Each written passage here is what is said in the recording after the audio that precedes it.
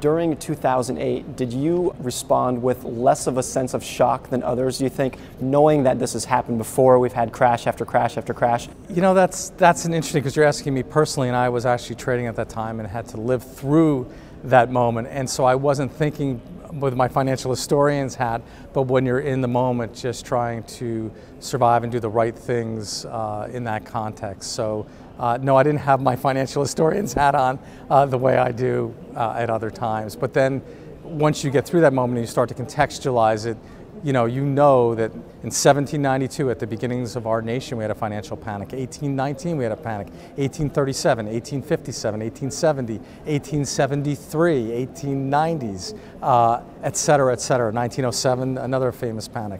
1929, as I keep going on and on. So yeah, when you step back from it, but on those days and those moments, you're in the fight.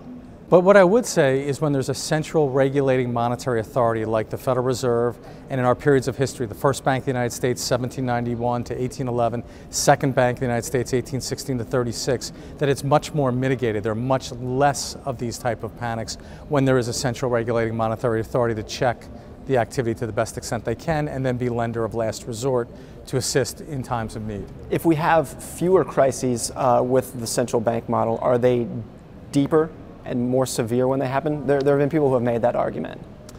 I don't necessarily think so, because if you take a look, let's take a look at the 1987 crash. We quickly rebound from that, right? The Fed, Greenspan, injects a lot of liquidity. So there are times they can stem what might have been exasperating circumstances.